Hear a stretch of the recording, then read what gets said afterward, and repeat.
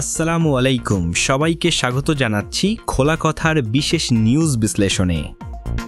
আজকের আলোচ্য বিষয়, দীর্ঘ 15 মাস পর একটি ব্রেকিং খবর পাওয়া গেছে। আর সেই ব্রেকিং খবর, গণভোট নির্বাচনের আগে নাকি নির্বাচনের দিন। ইতোমধ্যে বিএনপি অবস্থান নিয়েছে নির্বাচনের দিন গণভোটে, আর বাংলাদেশ জামায়াতে ইসলামী অবস্থান নিয়েছে নির্বাচনের আগে গণভোটে। শেষ পর্যন্ত 0 রানে আউট হয়ে গেল জামায়াতে ইসলামী, বিজয় লাভ করল বিএনপি। আপাতত দৃষ্টিতে বোঝা যাচ্ছে আগামী নির্বাচনে ক্ষমতায় বসতে যাচ্ছে বিএনপি, আর তাই বিএনপিকে খুশি করাই এখন অন্তর্বর্তীকালীন সরকারের প্রধান দায়িত্ব। এটা আমি বলছি না, এটা জামায়াত নেতারা বলতে শুরু করেছে। প্রধান উপদেষ্টা ডক্টর মোহাম্মদ ইউনূস আজ জাতির উদ্দেশ্যে বক্তব্য রেখেছেন। তিনি জানিয়েছেন, সংসদ নির্বাচন এবং গণভোট একই দিনে হতে যাচ্ছে, অর্থাৎ বহুল প্রত্যাশিত সিদ্ধান্তটি হয়ে গেল। জুলাই সনদ বাস্তবায়নে গণভোট এবং আগামী জাতীয় সংসদ নির্বাচন একই দিনে হবে। এই তথ্যটি জানালেন প্রধান উপদেষ্টা, যা ছিল সর্বস্তরের মানুষের টেনশনের কারণ। পাশাপাশি জামায়াতের উদ্দেশ্যে তিনি ছোট্ট একটা বিজয় দিলেন, সান্ত্বনা পুরস্কার। আর সেটি হলো পিআর, অর্থাৎ আনুপাতিক প্রতিনিধিত্ব পদ্ধতিতে গঠিত হবে সংসদের উচ্চকক্ষ। জামায়াতের দাবি ছিল নিম্ন এবং উচ্চ দুটোই পিআর, কিন্তু পেল শুধু উচ্চকক্ষ। প্রফেসর ইউনূস বলেছেন, নির্বাচনের 30 দিনের মধ্যে উচ্চকক্ষ গঠন করতে হবে। বিএনপির দাবি ছিল জুলাই সনদে সিগনেচার করবেন প্রেসিডেন্ট শাহাবুদ্দিন চুপ্পু। অবশেষ প্রেসিডেন্ট শাহাবুদ্দিন চুপ্পু জুলাই সনদে সই করেছেন। এটি উপদেষ্টা পরিষদে অনুমোদিত হয়েছে, শীঘ্রই গেজেট আকারে প্রকাশ হবে। যিনি বিএনপির প্রতিটি আবদারের কাছে পরাজিত হচ্ছেন, তিনি কি করে আগামীতে একটি সুষ্ঠু নির্বাচন করবেন? এই প্রশ্নগুলো ইতোমধ্যে সোশ্যাল মিডিয়ায় জামাতের নেতারা করতে শুরু করেছেন। দর্শক, দ্বিতীয় গুরুত্বপূর্ণ খবরটি হল, জুলাই সনদ বাস্তবায়নের 4টি বিষয়ে গণভোট অনুষ্ঠিত হবে। ভোটাররা হ্যাঁ অথবা না ভোট দেওয়ার সুযোগ পাবে। সবগুলোই সংবিধান সংস্কার সম্পৃক্ত ইস্যু থাকবে। প্রথম প্রশ্ন থাকবে, আপনি কি জুলাই জাতীয় সনদ সংবিধান সংস্কার আদেশ 2025-এর প্রতি সম্মতি জ্ঞাপন করছেন?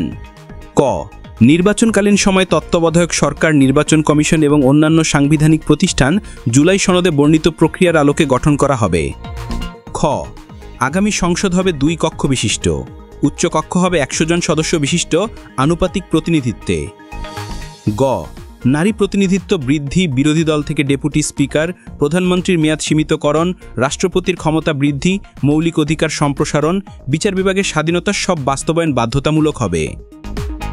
ঘ, জুলাই সনদে বর্ণিত অন্যান্য সংস্কার রাজনৈতিক দলগুলোর প্রতিশ্রুতি অনুযায়ী বাস্তবায়ন করা হবে।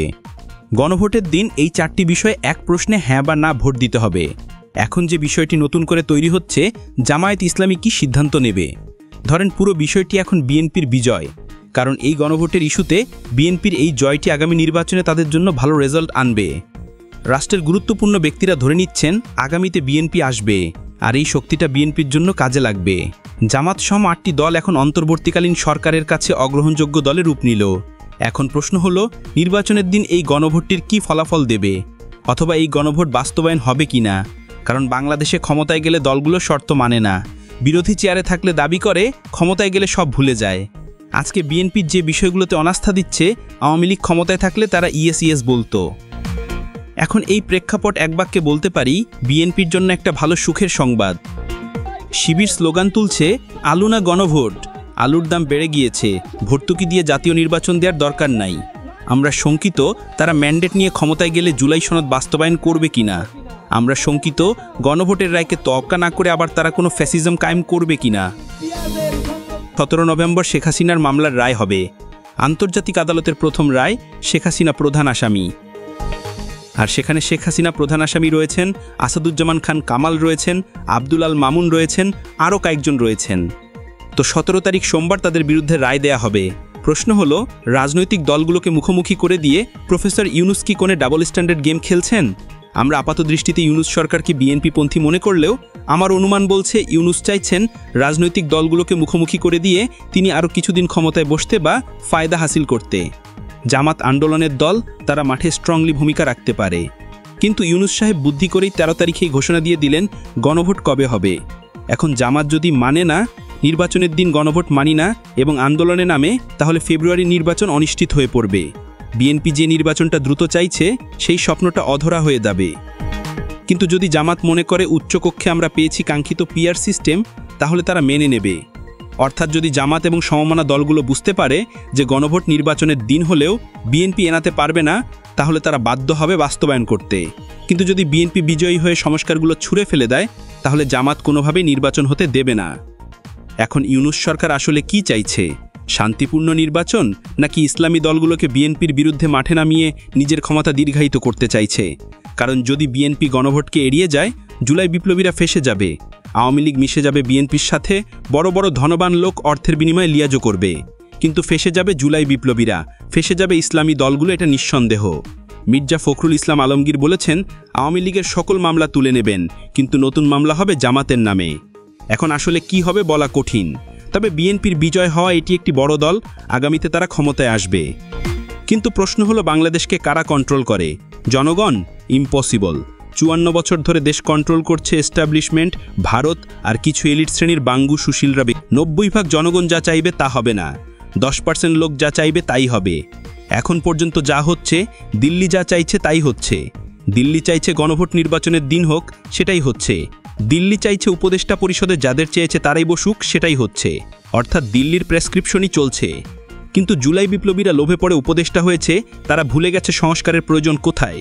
আজকে দেখেন আওয়ামী লীগের প্রতি এই সরকার সহনশীল আচরণ করছে। আগামী দিনে বিএনপি যদি ভুলে যায় আওয়ামী লীগের আসল চরিত্র, তাদের রাজনীতি ভয়ঙ্কর হবে। কারণ আগামীতে আবার বিএনপি ক্ষমতা থেকে আওয়ামী লীগকে আনবে, তারপর আবার বিএনপি আসবে। এইভাবেই চলছে পাকিস্তানে, কখনো মুসলিম লীগ, কখনো পিপলস পার্টি। তৃতীয় পক্ষ আসলে সব দল এক হয়ে যায়। বাংলাদেশেও তৃতীয় পক্ষ শক্তিশালী হলে বিএনপি আওয়ামী লীগ একজোট হয়ে যাবে।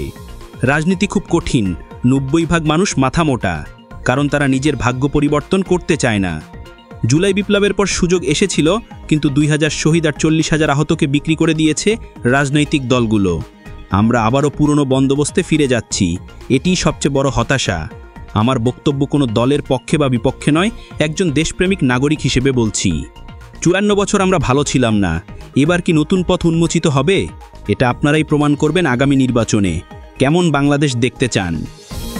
এতক্ষণ সঙ্গে থাকার জন্য ধন্যবাদ। আল্লাহ আপনাদের সবাইকে ভালো রাখুন, সুস্থ রাখুন। অশেষ কৃতজ্ঞতা।